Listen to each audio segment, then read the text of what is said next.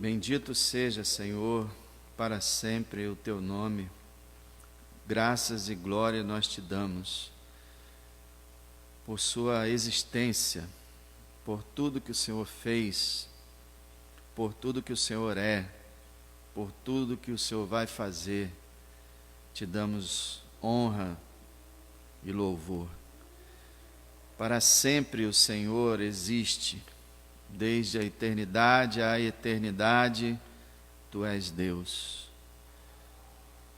Mereces todo louvor, toda a honra, toda a glória, porque não há outro como o Senhor. Graças a Deus te damos.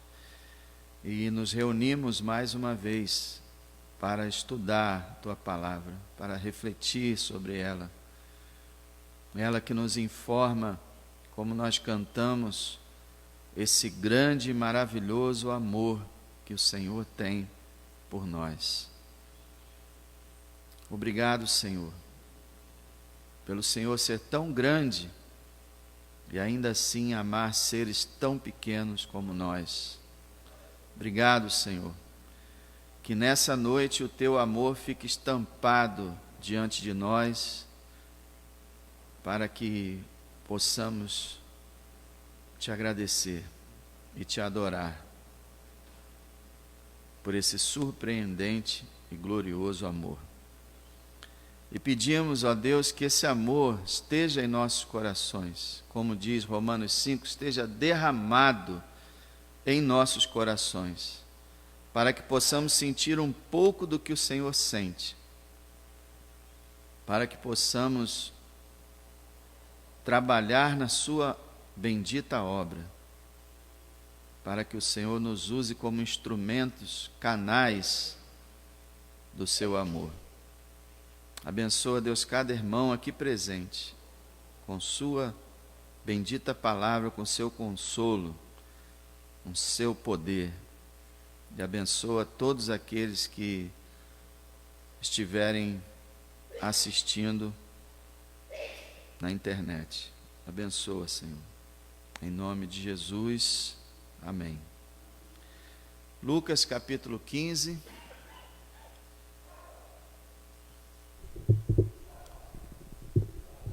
Nós podemos ver a variedade da Escritura quando nós saímos de uma passagem tão difícil e tão dura, que foi o capítulo 14, onde o Senhor disse que para ser seu discípulo, para ser realmente um cristão, teríamos que abrir mão de tudo, até mesmo da família, e deveríamos tomar nossa cruz e estar dispostos a entregar a vida por Ele, senão não poderíamos ser seus discípulos. Agora, esse capítulo 15 de Lucas vai nos falar sobre a graça maravilhosa do Senhor, o grande amor dele pelos pecadores. Esse é um dos capítulos mais lindos da Bíblia toda, e talvez seja o mais lindo do Evangelho de Lucas. Pode-se dizer que alguns consideram o centro da mensagem de Lucas, porque se você observar o livro de Lucas, ele está sempre falando da graça de Deus, do amor dele pelos marginalizados, pelos desprezados. E esse capítulo ele vai falar de forma inigualável sobre esse amor e essa graça. A gente precisa entender esse capítulo dentro do contexto dele. Esse capítulo tem 3 parábolas, e essas 3 parábolas precisam ser entendidas dentro do contexto delas. É importante, quando a gente lê a Bíblia, não tirar os textos e separar, isolar eles, mas entender os textos dentro do contexto. E o contexto desse capítulo está no versículo 1 e 2. A gente vai ver que Jesus vai lançar essas parábolas por causa do versículo 1 e 2. Olha só. E chegavam-se a ele todos os publicanos e pecadores para o ouvir. É interessante que no versículo anterior, capítulo 14, 35, Jesus diz assim: quem tem ouvidos para ouvir, que ouça. E logo no versículo 1, chegavam-se a ele todos os publicanos e pecadores para o ouvir. Então ele falou: olha, quem tem ouvidos que ouça. E os publicanos e pecadores tinham ouvidos para ouvir. E eles iam ouvir o Senhor. Publicanos, irmãos, são aqueles cobradores de impostos. Toda vez que você pensar em publicano, é uma pessoa... eu não posso generalizar e dizer que todos eram assim como não posso generalizar e dizer que todo político é ladrão, que todo policial é corrupto. Eu não posso dizer isso. Mas, na maioria, os publicanos eram conhecidos como pessoas que eram desonestas, eram traidoras da nação, eram pessoas mergulhadas no vício e no pecado e na imoralidade, eram pessoas que não honravam o fato de serem israelitas, não se importavam com nada disso. Por isso eles eram muito marginalizados, muito odiados. Quando alguém queria dizer que alguém era pecador, chamava de publicano. Você é um publicano, era o maior xingamento que se podia dar naquela época para alguém. Então os publicanos eram pessoas que ninguém queria. Inclusive Zaqueu, quando Jesus disse que queria estar na casa dele, Zaqueu ficou maravilhado. Por quê? E logo depois os religiosos disseram assim: mas ele entrou na casa do publicano. Porque ninguém entrava na casa de publicano e o publicano não podia entrar na casa de ninguém. Era uma pessoa muito mal vista. E diz aqui os publicanos e pecadores. Pecadores aqui eram pessoas que realmente não respeitavam a lei de Deus, de jeito nenhum. Então eles praticavam todos os tipos de pecados, não estavam nem aí para a lei. Eram pecadores como hoje na sociedade, né? Pessoas que não têm nenhum controle moral, fazem o que querem, agem como querem. E então esses publicanos e pecadores eram pessoas que os religiosos da época desprezavam completamente. E Jesus, ao contrário dos fariseus e escribas e sacerdotes, Jesus recebia eles e até comia com eles.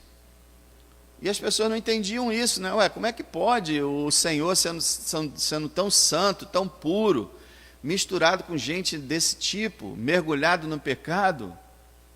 Como é que pode? Ele não é o Deus encarnado, ele não é o Filho de Deus, ele não é santo, santo, santo. Então como é que ele se mistura com essa gente? Esse argumento era muito usado e muitas vezes os fariseus falaram isso. E o Senhor, como já tinha explicado antes, vai explicar de novo a razão pela qual ele recebia os publicanos e pecadores, a razão pela qual ele comia com eles e não os dispensava, não os rejeitava, mas os recebia. Olha o versículo 2: os fariseus e os escribas murmuravam, dizendo: esse recebe pecadores e come com eles. Isso era uma acusação deles. Olha aí, ele diz que é o Messias, ele diz que é o grande mestre. Olha lá, ele misturado com os pecadores e publicanos. Olha que absurdo. Ele recebe os pecadores e come com eles. Comer com uma pessoa naquela época era um sinal de fraternidade, de irmandade. Até hoje você vê que é muito difícil hoje pessoas comerem na casa dos outros. Muito difícil isso. Só quando é família, quando é muito chegado. Então, um almoço junto, você está mostrando que você tem afinidade com aquela pessoa, que você se identifica com ela. E Jesus almoçando com o pessoal, então eles não entendiam isso e reclamavam muito. E zombaram dele, dizendo: ele recebe pecadores e come com eles. Zombavam dele, mas essa zombaria foi usada por Deus para a salvação de muitos, porque muitos pecadores, descobrindo que Jesus, o Salvador, recebia pecadores e comia com eles, eles iam até ele, tanto na época que ele estava aqui na terra, quanto em todos os séculos da igreja. pecadores foram consolados com essa palavra. Ele recebe pecadores e come com eles. Agora Jesus vai explicar por que ele recebe pecadores e vai explicar o problema dos fariseus e dos escribas e sacerdotes. Ele vai dizer, vai colocar em contraste a ação dele e a ação dos religiosos da época. Vai mostrar por que ele está certo e por que os religiosos estavam errados. E essa é uma lição para a gente também, porque pode ser que a gente, nos dias de hoje, se comporte como fariseus, escribas e sacerdotes. E eu vou explicar por quê depois. Então, essas três parábolas, elas têm o mesmo significado, só que uma é mais ampliada do que a outra. Essas três histórias que o Senhor vai contar, ele vai falar sobre o grande amor de Deus pelos pecadores, o grande esforço que Deus realiza para salvar pecadores e a grande alegria que invade o coração do Senhor quando ele alcança um pecador. É isso que ele vai falar, de três formas diferentes. E vai contrastar justamente com os religiosos daquela época, que não amavam os pecadores, que não se esforçavam para ganhar os pecadores, e não se alegravam com nenhum pecador que se convertia. Então ele vai justamente dizer o que ele é, o que ele faz, o que Deus faz e o que aqueles homens faziam. Lembrando, irmãos, que quando a gente fala do grande amor de Deus, nós não estamos falando aqui apenas do Pai. Nós estamos falando do Deus triuno, o Deus Pai, o Deus Filho Jesus, o Deus Espírito Santo, essas três pessoas que formam esse único Deus, todas as três têm esse grande amor. Todas as três pessoas da Trindade trabalham para buscar o pecador. E todas as três pessoas da Trindade se alegram com o pecador convertido. E, na verdade, o que a gente devia fazer é orar a Deus e pedir: Senhor, me dá amor pelos pecadores, me dá ânimo para que eu me esforce para ganhar pecadores e me dá alegria quando os pecadores se converterem, porque falta muito disso em nossas vidas. Então vamos lá, ele vai falar a primeira parábola, que está no versículo 3. Ele lhe propôs esta parábola, dizendo: que homem dentre vocês, tendo 100 ovelhas, e perdendo uma delas, não deixa no deserto as 99, e não vai atrás da perdida, até que venha a achá-la, e achando-a, a põe sobre seus ombros, cheio de júbilo, e chegada à sua casa, convoca os amigos e vizinhos, dizendo-lhes: alegrem-se comigo, porque já achei a minha ovelha perdida. Digo-lhes que assim haverá alegria no céu por um pecador que se arrepende, mais do que por 99 justos que não necessitam de arrependimento. Então, a primeira ilustração dele, a parábola dele, é a respeito de um pastor que vai atrás da ovelha perdida. Ele não podia escolher uma história que definisse melhor ele, porque ele é o bom pastor. E quando se fala em pastor, se lembra do Velho Testamento, quando lá no Velho Testamento também Deus é descrito como um bom pastor. Deus diz algumas vezes: eu vou buscar minhas ovelhas, eu vou curá-las, eu vou alimentá-las, eu vou protegê-las, próprio Deus. E o Salmo 23, o Senhor é meu pastor, nada me faltará.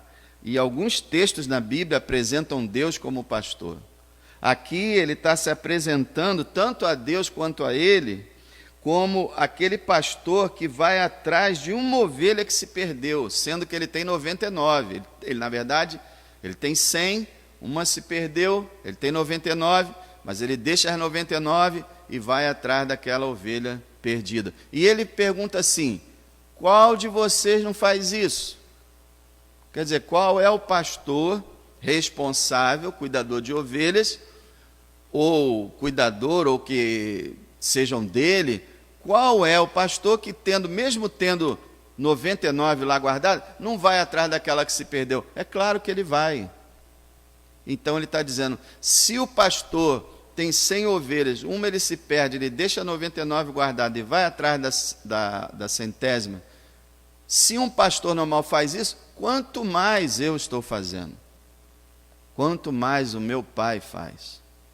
Então ele se coloca como alguém que está como um pastor buscando ovelhas perdidas, buscando ovelhas desgarradas. E o texto mostra que ele vai, versículo 4 lá no final, que ele vai atrás da perdida até encontrá-la. Então a gente vê aqui esforço. Há um interesse dele conseguir essa ovelha, o interesse de Deus, e agora a gente vê o esforço, e o esforço vai estar em tudo aqui. A gente vai ver o esforço dele achar a ovelha perdida, vai ver o esforço ao buscar a moeda, e vai ver o esforço do pai correr para o filho.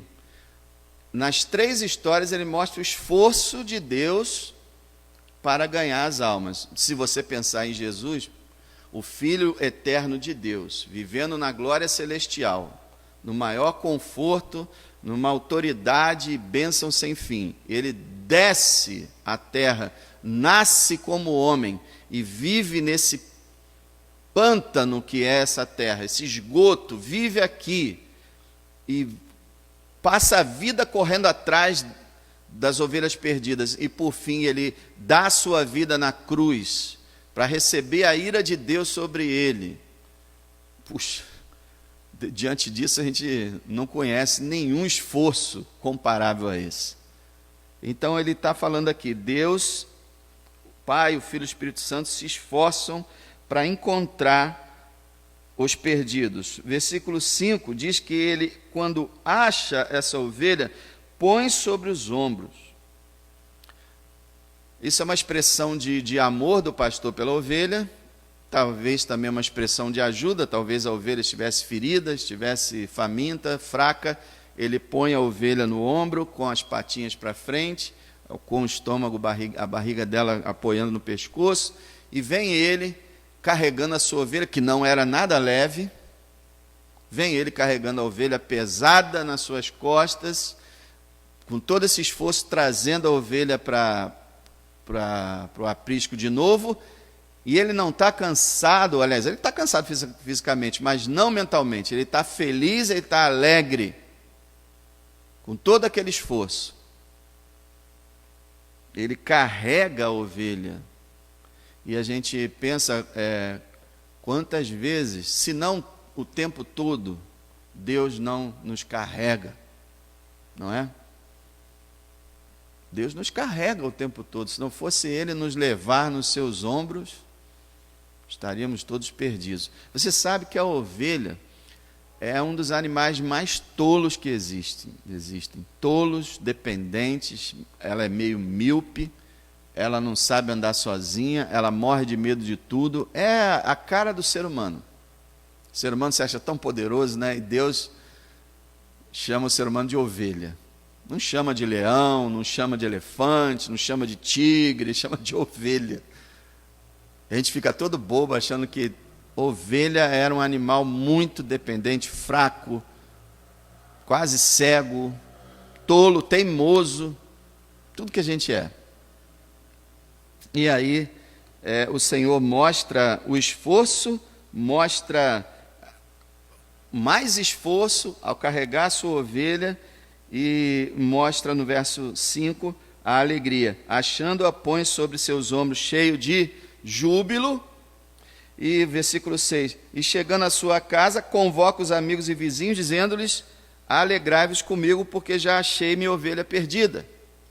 É aquela história, quando a alegria do Senhor está em algum coração, ele não consegue conter aquilo, não consegue deixar dentro dele, ele quer extravasar. Então ele está feliz, aí ele chama todo mundo para participar da alegria. Da mesma forma, o versículo 7, nós entendemos que Deus chama todos os anjos e todos os espíritos dos que já morreram estão com ele, os crentes que morreram, chama todo mundo para se alegrar por causa de uma ovelha perdida que foi resgatada, por causa de um pecador que se arrependeu.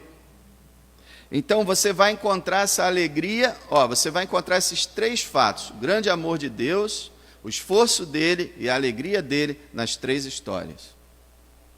Então a gente vê o amor de Deus por uma ovelha que se desvia, e a gente vê o esforço dele em ir buscar aquela ovelha, e a gente vê a alegria dele ao chamar todo mundo para fazer uma festa porque encontrou a sua ovelha.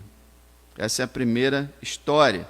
E no verso 7, então, ele fala: digo-lhes que assim haverá alegria no céu por um pecador que se arrepende, mais do que por 99 justos que não necessitam de arrependimento. Essa expressão 99 justos que não necessitam de arrependimento deu margem para várias interpretações, pessoas achando que esses 99 aqui seriam alguns que eram convertidos, seriam os crentes verdadeiros. Gente, assim como muitos comentaristas, eu concordo que o Senhor está usando aqui de ironia.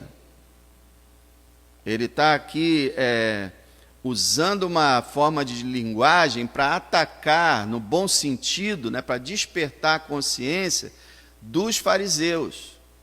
Porque ele fala assim: olha, Deus tem maior alegria com um pecador que se arrepende do que com 99 justos que não necessitam de arrependimento. Eu pergunto a você: justos, a Bíblia diz que existe, né? Não justo em si mesmo, mas justificado por Cristo. Todo crente é justo. Mas existe algum justo que não necessita de arrependimento? Existe algum justo que não precisa se arrepender? Claro que não. Não há justo. Todo crente, ele tem que se arrepender todos os dias. Então não há nenhum ser humano que não necessite de arrependimento.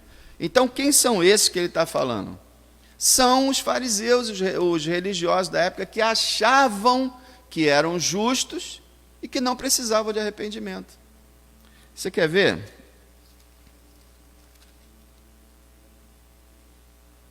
Abra no capítulo 18 desse mesmo livro de Lucas, verso 9. Verso 9. 18, verso 9. E disse também esta parábola a uns que confiavam em si mesmos, crendo que eram justos e desprezavam os outros. Esse é o retrato dos fariseus desse capítulo 15.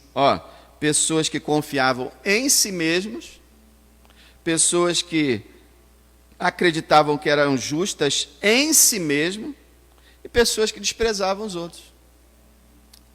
Então, é esse tipo de pessoa que Jesus está falando, pessoas que achavam que elas eram boas, porque, irmão, olha só a diferença. O crente, ele é um justo? É. Ele sabe que é um justo? Sabe. Mas por que ele é um justo? Porque ele é bom? Porque ele é perfeito? Não. Ele é um justo porque o sangue do justo foi derramado na cruz, e a justiça do justo na cruz foi transferida para nós. O nosso pecado foi para ele, a justiça dele foi para nós. Então, eu sou justo? Sou justo por causa de Jesus Cristo, não por mim. Então é diferente. Eles se achavam justos em si mesmos e desprezavam os outros. Então volta lá no capítulo 15.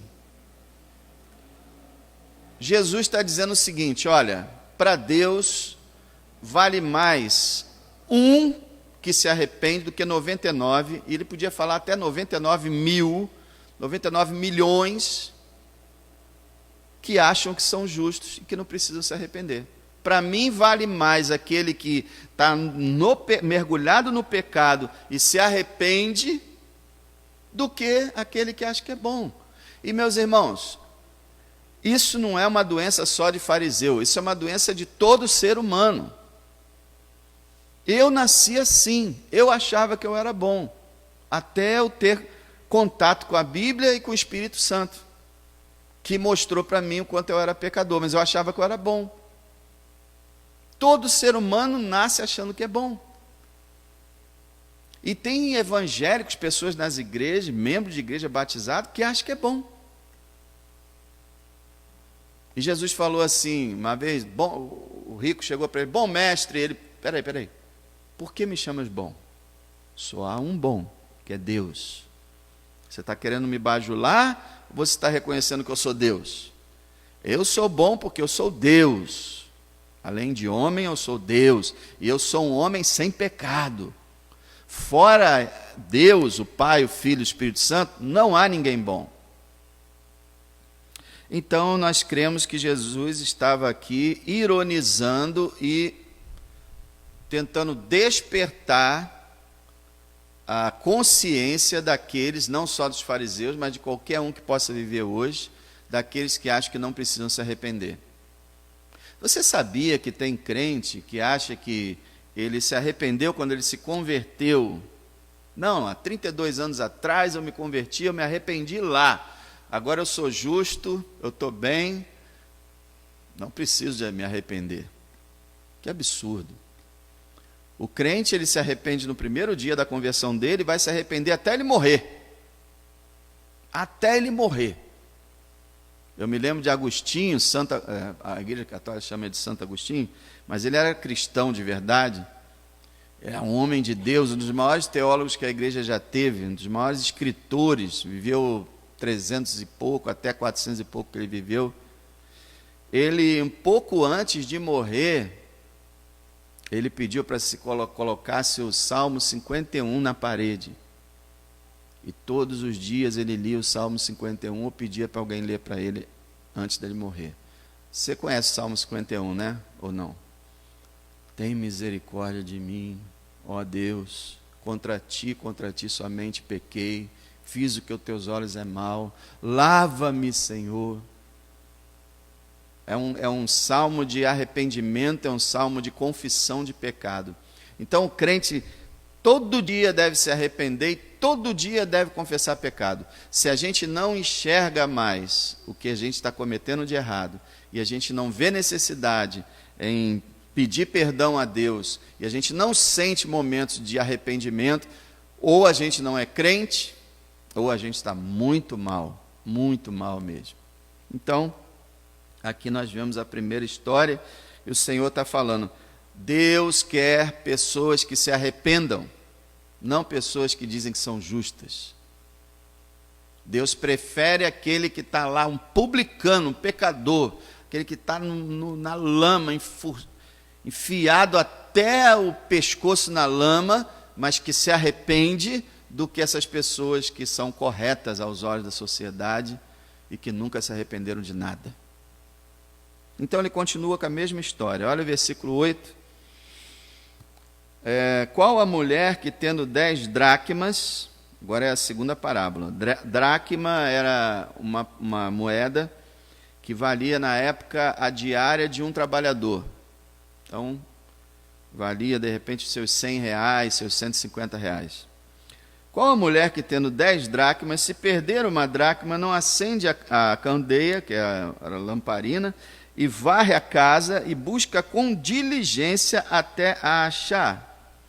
E achando-a, convoca as amigas e vizinhas, dizendo, alegrem-se comigo, porque já achei a dracma perdida. É a mesma história, só muda os personagens, que agora não é mais ovelha, agora é uma moeda e é uma mulher, não é ovelha o pastor, é uma mulher e a moeda. Então ela tem 10 moedas, uma delas ela perde, e ele diz, qual é a mulher que vai perder um dinheiro de bom valor na sua casa e não vai procurar? Qualquer uma vai procurar, é isso que ele está dizendo. Então, acende a lamparina, varre a casa com diligência até encontrar. Por que acende a lamparina? Porque as casas daquela época, elas tinham, quando tinham janelas muito pequenininhas, e não tinha, as paredes não eram pintadas de branco, não tinha muita coisa dessa. Por dentro as casas eram meio escuras, até mesmo durante o dia. Então, se você quisesse procurar um pequeno objeto, você tinha que acender a luz. Então, ela acendeu a luz, ela procurou com diligência, diligência quer dizer dedicação, esforço, até encontrar. E varreu para lá, e varreu para cá, e vai debaixo dos móveis, e vai ali, vem aqui, até encontrar. De novo, não é? Até encontrar. Igual foi o pastor, procurou a ovelha até encontrar. Então agora essa mulher. E depois, quando ela encontra a moeda, ela vai e faz a mesma coisa. Chama as outras mulheres e comemora com bastante alegria porque achou a moeda. E aí, no verso 10, o Senhor aplica de novo a história. Assim lhes digo que há a alegria diante dos anjos de Deus por um pecador que se arrepende. Essa expressão é muito interessante. Alegria diante dos anjos de Deus. Não é alegria no meio dos anjos de Deus, é alegria diante dos anjos de Deus. A maioria dos intérpretes entende o seguinte: quem é que está diante dos anjos de Deus? Deus. Então o Senhor teria falado a alegria em Deus, no coração de Deus, quando o pecador se arrepende. Ele só não falou dessa forma porque os judeus não gostavam dessas expressões assim muito diretas, que achavam que era irreverente. Então ele colocou assim: alegria diante dos anjos de Deus. Então a alegria é de Deus, a alegria é dos anjos, a alegria é da igreja que já está remida com cada pecador que se arrepende. Eu não preciso explicar, né, por que Deus se arrepende, por que Deus se alegra com alguém que se arrepende, né? Ele se alegra porque o pecador, quando se arrepende, ele é salvo. Ele não vai mais para o inferno. É mais um que vai habitar eternamente com Deus. E Deus ama o pecador. Então ele sabe que quando um pecador se arrepende, chegou a salvação dele. Então ele poderia dizer dessa forma: há uma festa no céu quando algum pecador é salvo. Quando a salvação chega à alma de algum pecador, há grande alegria no coração de Deus e dos anjos e da igreja remida e lavada. Há grande alegria por causa do arrependimento. E eu penso, irmãos, que isso acontece a mesma coisa com a gente também que já é salvo. Quando a gente, durante o dia, a gente olha uma coisa e fala: não devia ter feito isso. Poxa, por que eu fiz isso? Senhor, me perdoa, eu não devia ter feito isso. Eu creio que Deus se alegra muito com um crente quando ele se arrepende do seu pecado, pede perdão a Deus. Irmãos, como é difícil essa questão de pedir perdão a Deus, como as pessoas assim levam isso um lado assim tão leve, sabe, automático. Pede perdão a Deus. Então a gente chega à noite na hora de dormir: Senhor, perdoa os meus pecados. Em nome de Jesus, amém. Não é isso que o Senhor fala, que é confissão de pecados. Confissão de pecados não é nem mesmo a gente relatar um pecado. Por exemplo, eu chegar de noite e falar com Deus: Senhor, perdoa porque eu fui grosso com a minha esposa hoje. Isso não é confissão de pecado. Confissão de pecado é: Senhor, eu fui grosso com a minha esposa hoje e a culpa é minha. Não é porque ela me provocou, porque não, eu errei, Senhor, eu fiz o que é mal aos teus olhos, como diz o Salmo 51.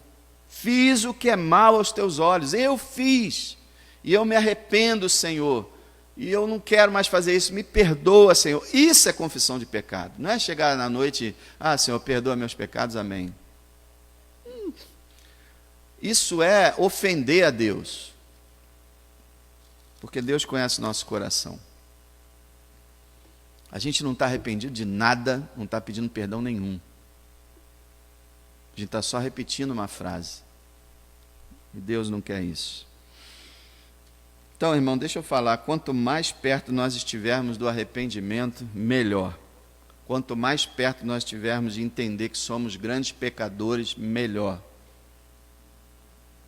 Não pense que você é salvo, que você é crente, porque você é uma pessoa boa, maravilhosa, esforçada. Não pense nada disso.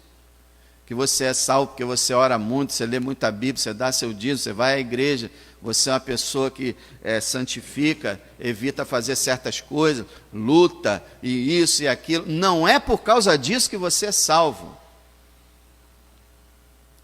Você é salvo por causa do grande amor de Deus, que deu seu filho para morrer na cruz por você e deu o Espírito dele para fazer você nascer de novo. Por isso você é salvo. E agora as coisas que você faz não são a causa da tua salvação, mas a consequência. Você foi salvo e Deus te preparou para as boas obras. Então, irmão, não há mérito nenhum em nós. Sabe quantas medalhas nós merecemos? 0.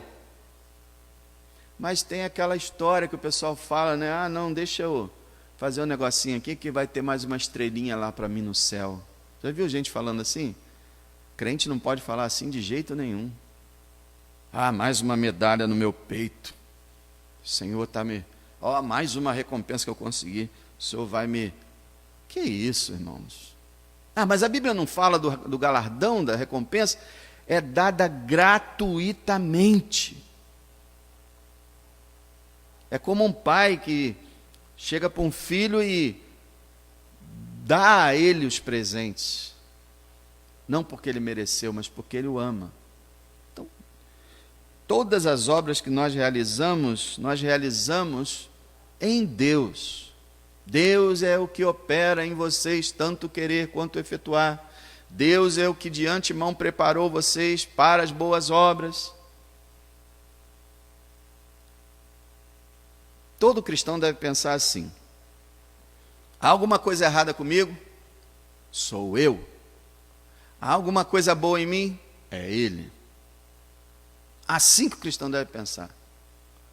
Tem alguma coisa errada? Tem algum pecado? Sou eu. A culpa é de quem? Minha. Tem alguma coisa boa na minha vida?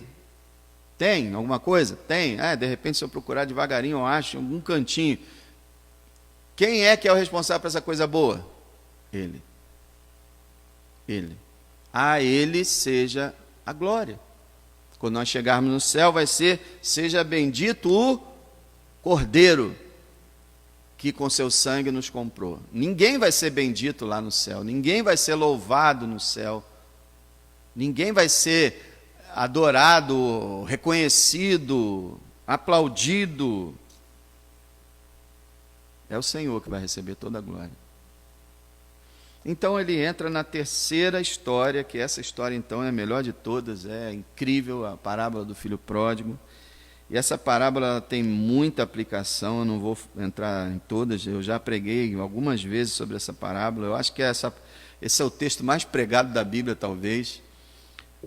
Mas se você for ver direito, assim, a ideia toda, ele amplia a ideia da ovelha e do pastor, e da mulher e da moeda.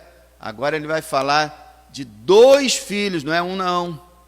Pessoal, a parábola do filho pródigo. Não. Os 2 filhos perdidos. E o pai, essa parábola devia ser a parábola do pai amoroso, não a parábola do filho pródigo. Porque o principal personagem nessa parábola é Deus. A gente vai ver isso. Então, todo mundo conhece, versículo 11, a gente vê o grande pecado do filho mais novo. E disse: um certo homem tinha 2 filhos, o mais moço deles disse ao pai: Pai, dê-me a parte da fazenda que me pertence, e ele repartiu por eles a fazenda. Sabemos que ele não tinha direito a nenhuma propriedade, a nenhum real sequer, porque o pai dele estava vivo. Ele não tinha direito de pedir herança com o pai vivo, mas mesmo assim o pai vai, reparte tudo, dá a parte dele. E a gente vai ver essa grande maldade acontecendo, e a gente vai ver uma descida horrível desse rapaz, porque se afastou do seu pai. Verso 13. Poucos dias depois, o filho mais novo, ajuntando tudo, partiu para uma terra longínqua e ali desperdiçou sua fazenda, vivendo dissolutamente. Quer dizer, ele desperdiça tudo que o pai dele tinha conquistado durante muitos anos. Ele gasta, ele esbanja, provavelmente pagando bebida para todo mundo e outras coisas até piores. A vida dele entrou numa depravação muito grande. E versículo 14 diz: havendo ele gastado tudo, houve naquela terra uma grande fome, começou a padecer necessidades, e chegou-se a um dos cidadãos daquela terra, o qual o mandou para os seus campos a apacentar porcos. e desejava encher o seu estômago com as bolotas que os porcos comiam, e ninguém lhe dava nada. Jesus, como um grande mestre, né, ele traça um perfil de alguém que realmente chegou no pior nível da sua vida. Um judeu trabalhando num chiqueiro era o fim, porque o judeu, no Velho Testamento, o porco era um animal impuro, judeu não criava porco, judeu detestava porco, não comia porco, queria distância, era proibido na lei. Então nós temos um judeu aqui tomando conta de porcos, e numa situação pior do que os porcos, porque os porcos estavam comendo e ele não estava. Ele, como ser humano, estava sendo tratado pior do que os porcos. E ele ficou num estado tão terrível que ele começou a invejar os porcos comendo aquela coisa horrível que eles comem. E ele estava lá. Esse é o retrato, irmão, de Adão e Eva, esse é o retrato de toda a humanidade, é o nosso retrato. Nós nascemos e não só por nascimento, mas por escolha própria, nós nos afastamos de Deus e fomos viver a nossa vida e fomos para o chiqueiro espiritual. Por mais que a gente tenha uma vida, pudesse ter uma vida razoável, nós estávamos diante de Deus, aos olhos de Deus, no chiqueiro. Não obtendo nada dessa terra, não obtendo nada de ninguém, porque é isso que acontece. Diz aqui que a terra estava uma grande fome, ninguém dava nada para ele, quer dizer, totalmente desamparado. Essa é a descrição do ser humano. Um ser desprezível, um ser traidor, um ser que, em vez de dar glória a Deus e fazer o que Deus criou ele para fazer, ele foi viver sua vida, deu as costas para Deus, não só desprezou Deus, mas acusou Deus, zombou de Deus, blasfemou de Deus, e foi pecar de todas as formas. Esse é o meu retrato e o seu retrato. Se você não acha que você alguma vez na sua vida esteve no chiqueiro, você não é convertido. Se você não acha que antes de Cristo você esteve no chiqueiro, você não é convertido. O convertido, ele sabe a lama que ele estava. E eu não estou falando aqui de usar droga, não estou falando de roubo, não estou falando de imoralidade. Eu não pratiquei nada dessas coisas. E quando, pela graça de Deus, eu comecei a ler a Bíblia, o Espírito começou a falar comigo, eu disse, eu sou um miserável pecador. Pecado, irmão, não é só droga, bebida e sexo fora do... Não é nada disso, não. Pecado é orgulho, vaidade, egoísmo, egocentrismo, mesquinhez, frieza, indiferença. Tudo isso é pecado. E o principal, não viver para Deus. Esse é o principal pecado, não amar a Deus. Deus, para mim, praticamente não existia quando eu não era crente. E a humanidade é a mesma coisa. Para que Deus existe para a humanidade? Para ajudar ela, para ajudar eles quando eles precisam. Só isso. Deus é aquele que eu peço para me ajudar quando eu preciso. Só isso. Então esse é o retrato da humanidade. É pecado e destruição. Agora, a gente vai ver essa primeira parte, pecado e destruição, mas agora a gente vai ver, graças a Deus, o arrependimento surgir. Lembra que ele falou, Deus se alegra com o arrependimento? O arrependimento vai surgir. Versículo 17. Caindo em si, quer dizer, se ele caiu em si, significa que ele estava fora de si. O ser humano, irmão, no pecado, ele está fora de si. Ele age como um louco. Aos olhos de Deus, o ser humano é louco, completamente. Caindo em si, disse, quantos trabalhadores do meu pai têm abundância de pão e eu aqui pereço de fome? Quer dizer, peraí, eu peguei o dinheiro do meu pai achando que eu ia ser rico e viver fartamente durante muitos anos e agora eu estou pior do que os empregados do meu pai. Porque quando eu morava com meu pai, os empregados dele comem pão. Eu via isso e eu agora estou morrendo de fome. Eu era filho rico, agora eu sou pior do que o porco, estou inferior aos empregados do meu pai. Ele começou a pensar na vida.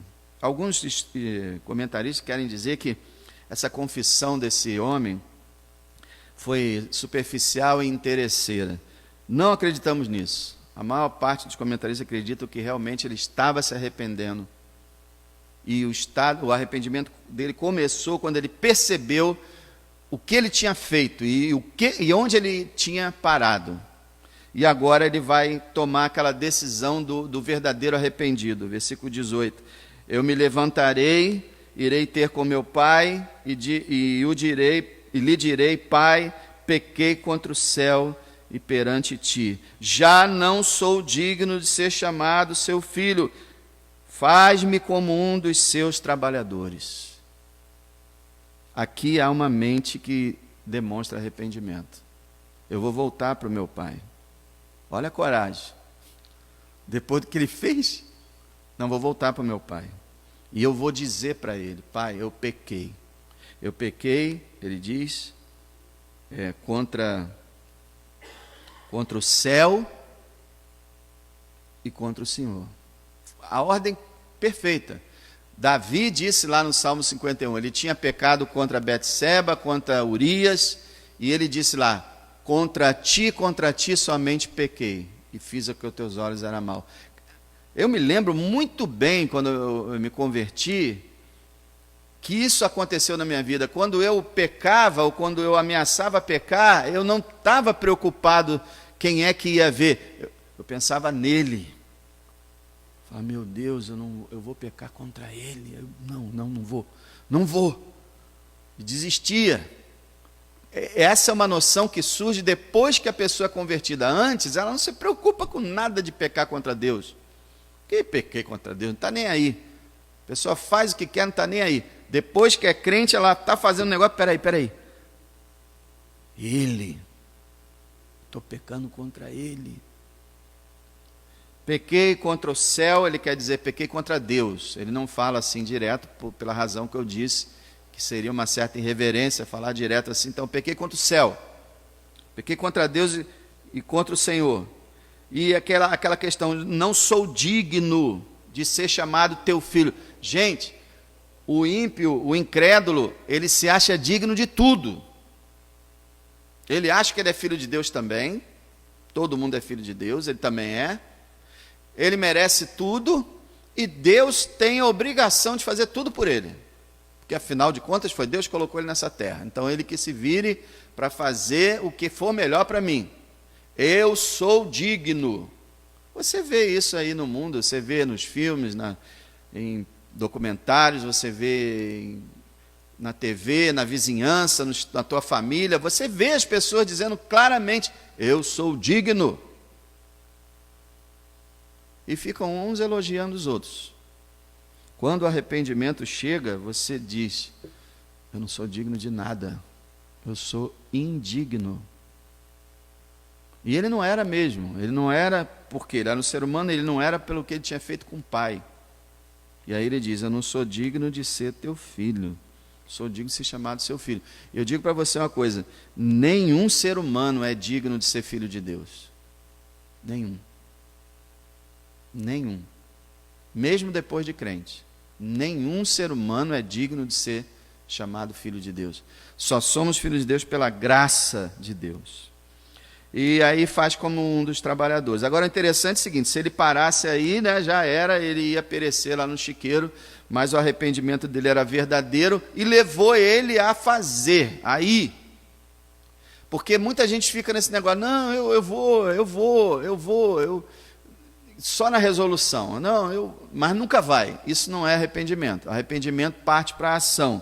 Lembrando que ele estava faminto, ele devia estar magro, ele estava sujo, provavelmente com muito mal-estar, e ele percorre uma longa distância até a casa do pai.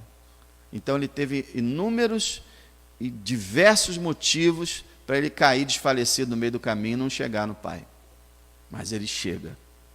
Então você vê uma pessoa determinada. Quando uma pessoa se arrepende, ela começa a ser determinada para encontrar Deus e obter dele o seu perdão. No verso 20, a gente vai começar a ver a cena que é o centro de todo esse capítulo. É a maneira mais gráfica e maravilhosa que Deus é descrito em toda a Bíblia em relação ao seu grande amor por nós. Olha o que acontece. Verso 20, levantando-se foi para seu pai, e quando ainda estava longe, viu o seu pai, quer dizer, o seu pai o viu, quando ele ainda estava longe, e se moveu de íntima compaixão e correndo. Então, você lembra, o pastor saiu para buscar a ovelha, a mulher varreu tudo e limpou tudo para achar a moeda, e agora você vê um senhor de idade, respeitado, com dinheiro, correndo igual uma criança pela rua, para encontrar o filho. Ele não espera o filho chegar, ele já vai atrás do filho, e se ele viu o filho distante, é porque ele ficava vendo, olhando sempre para o horizonte, para ver se o filho ia aparecer. O filho estava no coração dele, ele continuava amando o filho, e queria o filho de volta. E agora você vê ele correndo ao encontro. É interessante, irmão, Jesus não falou assim que ele foi andando, ele foi correndo. Jesus quer dar ênfase no desejo que Deus tem de que nós nos arrependamos. E aí ele se move de íntima compaixão, é o mesmo sentimento que Jesus tinha por vários enfermos e pecadores. Íntima compaixão significa uma compaixão interior, interna, dentro de nós, que chega a mover os nossos órgãos. Quando a gente sente até dentro de nós algo ali, porque a gente está sentindo compaixão da pessoa, e correndo, lançou-se ao pescoço do jovem e o beijou. No grego, dá a ideia de que ele ficou beijando o rapaz. Beijando o tempo todo.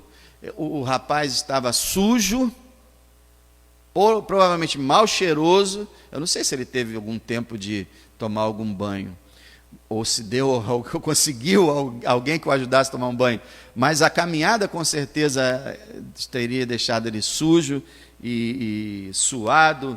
E você sabe, né? A maioria de nós tem repulsa de abraçar e beijar alguém que está suado, alguém que está sujo. Alguns de nós têm essa coisa, mal cheiroso, e o pai aqui não se importa com nada disso e vai no pescoço dele, abraça ele e começa a beijar ele sem parar. Irmão, não tem uma palavra de repreensão, não tem uma palavra de você fez isso, eu te disse, agora não adianta, não vem não. Vai embora, eu não quero você aqui, você vai conseguir meu dinheiro de volta, e você é um pilantra, e fica lá no canto lá que eu vou mandar servir lá alguma coisa para você comer, vai embora daqui, nada disso. E você sabe que esse é o normal do ser humano, né? A gente conhece vários casos de famílias e casos em filmes que retratam pessoas sendo expulsas da casa porque se comportaram mal. E Deus não fez nada disso. Irmão, quando o pecador vem arrependido para Deus, não há mais cobrança. Não há mais, você fez isso, você fez aquilo, eu vou cobrar, eu vou punir. Não há. Deus recebe, abraça, beija. E aí vem o versículo 22, 21, e o filho lhe disse: Pai, pequei contra o céu e perante ti, já não sou digno de ser chamado teu filho. Quando ele ia falar assim, faz-me como um dos teus empregados, diz o texto, mas o pai, interrompendo, disse aos seus servos: tragam depressa a melhor roupa, vistam ele, ponham um anel na sua mão, sandália nos pés, tragam o bezerro cevado, que é o boi engordado, e matem-o, e comamos e alegremo-nos, porque esse meu filho estava morto e reviveu, tinha se perdido e foi achado, e começaram a alegrar-se. Olha, eu não tenho tempo para ficar explicando tudo isso. Depois você em casa medita mais. Não há nenhuma descrição mais maravilhosa do que essa sobre Deus. Ele não deixou nem o menino pedir perdão.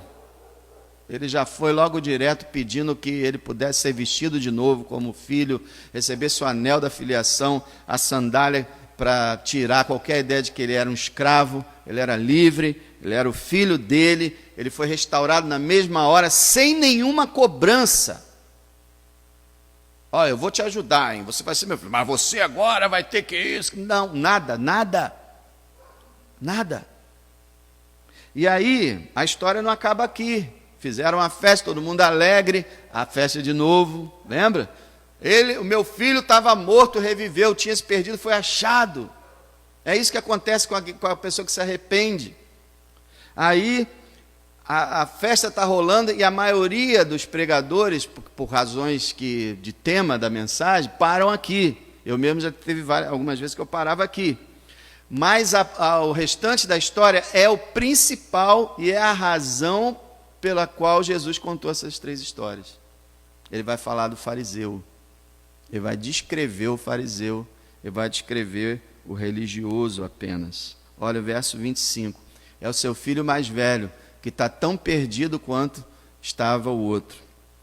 O seu filho mais velho estava no campo, e quando veio, chegou perto de casa, ouviu a música e as danças, e chamando um dos servos, perguntou-lhe o que era aquilo. E ele lhe disse: veio seu irmão e seu pai matou o bezerro cevado porque o recebeu são e salvo. Mas ele se indignou e não queria entrar. E saindo o pai estava com ele, quer dizer, insistia com ele. Então você vê o rapaz chegando, vê o barulho, pergunta o que está acontecendo, ele não quer entrar. O mesmo pai que correu atrás do filho pródigo, agora vai lá fora falar com o outro filho, o que ficava sempre dentro da casa. Está aí Deus não fazendo acepção de pessoas, Deus indo ao grande pecador, Deus indo ao moralista, Deus indo a quem está lá fora, Deus indo a quem está aqui dentro. E Ele está procurando salvar. No verso 29,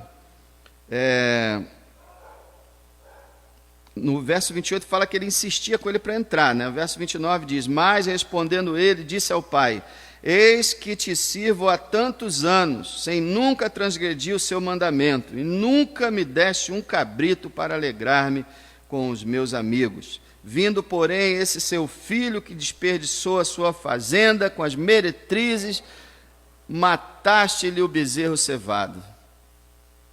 Olha a mentalidade desse rapaz.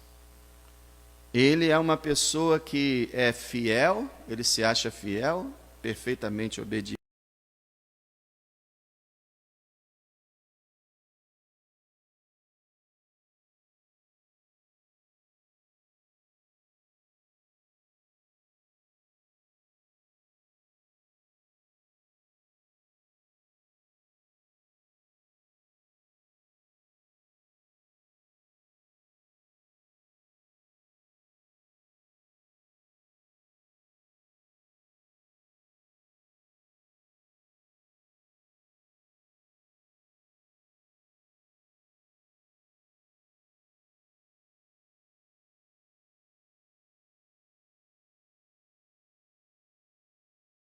É errado, ele tem uma visão materialista, uma visão legalista, de você merece, você não merece, eu mereço, ele não merece, você não me deu nada, você deu tudo, deu churrasco para ele, você recebeu ele sem cobrar. Quer dizer, essa é a visão humana, é a visão da religião humana. Faça por onde eu te ajudarei, vai, faz as coisas aí que Deus te ajuda. Agora, quem é pecador, quem cometeu crime, quem está afundado no pecado, que morra e vá para o inferno. Infelizmente, irmãos, eu conheço evangélicos que pensam assim. Se você acha que aquelas pessoas que estão lá no presídio não podem ser salvas, não podem ser perdoadas, não podem ter nenhuma chance, você é igual a esse rapaz. Se você tem um coração igual ao de Jesus, você pensa que qualquer pessoa pode ser salva, porque ninguém merece ser salvo. Quando as pessoas falam assim, não, aquele cara lá no presídio não merece ser salvo, o raciocínio imediato qual é? Eu mereço. Ele não merece ser salvo, então eu mereço ser salvo. Esse é o raciocínio. E a Bíblia diz que ninguém merece, nem o que está no presídio, nem o que está fora, ninguém merece.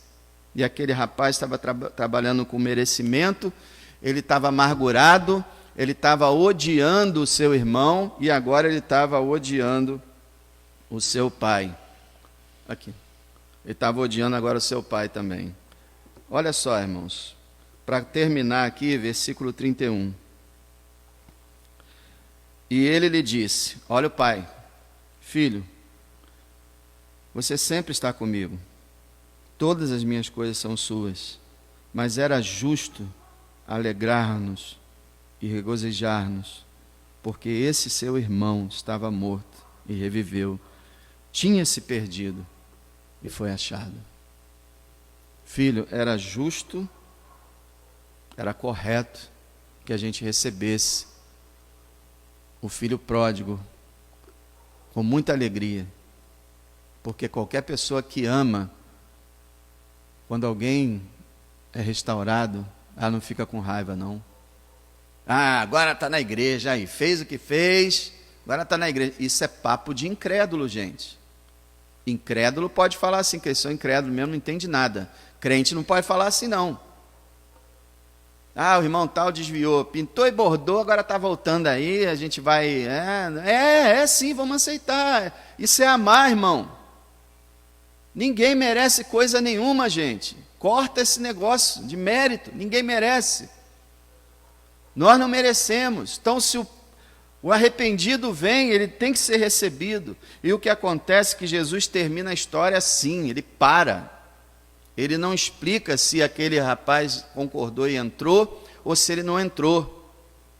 Tudo indica que Jesus deixou a história no ar, para que os religiosos pudessem olhar e falar assim, gente, esse camarada sou eu. E como é que eu vou agir? Eu tenho que mudar de ideia, eu tenho que receber o pecador, eu tenho que tentar conseguir o que o pecador seja salvo. Irmão, a mensagem é essa. Essa história toda fala do quanto Deus ama os pecadores, do quanto Deus se esforça para conseguir salvar os pecadores e de quanto Ele se alegra quando pecadores são salvos. A mesmíssima coisa deve acontecer em nós. Nós devemos amar os pecadores e os irmãos com grande amor. Nós devemos nos esforçar para conseguir as almas dos pecadores e nós devemos nos alegrar muito quando os pecadores se arrependem. É engraçado, irmão, a gente ora assim, Senhor, salva os perdidos, Senhor, salva. E quando alguém é salvo, e a gente fala, olha, aquele irmão ali está convertido, vai se batizar, ninguém liga. Ninguém liga, ninguém chega perto e, poxa, eu estou muito feliz com você, você se converteu, aleluia. Não há uma aproximação, não há uma alegria, não há um... E depois também no dia do batismo, muitas vezes a gente está lá, vai batizar mais 2, mais 3, e tipo, não é normal uma pessoa ser salva, é um milagre, não é uma coisa comum. Se tem festa no céu, tem que ter festa na terra. Por um só que se arrepende, enquanto 99 estão endurecidos. A gente só sabe olhar lá para fora para quem está endurecido, a gente não olha para quem foi salvo, para quem se arrependeu. A gente fica lamentando o mundo perdido, e devemos lamentar sim, mas devemos também comemorar quando um só é salvo. Que você possa meditar mais nesse capítulo 15 de Lucas e aprender com o seu Deus o que é amor e que nós não devemos ter a mentalidade desse mundo. Esse mundo, ninguém quer saber de ninguém.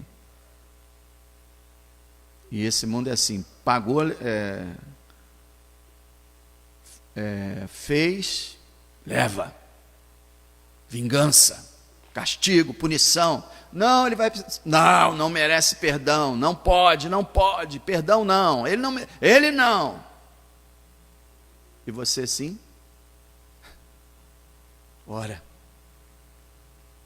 em nível de merecimento, meus irmãos, eu e você temos o mesmo merecimento do assassino no Bangu 1. Sabe qual? zero. Merecimento, zero. Somos salvos pela graça de Deus. Ninguém merece.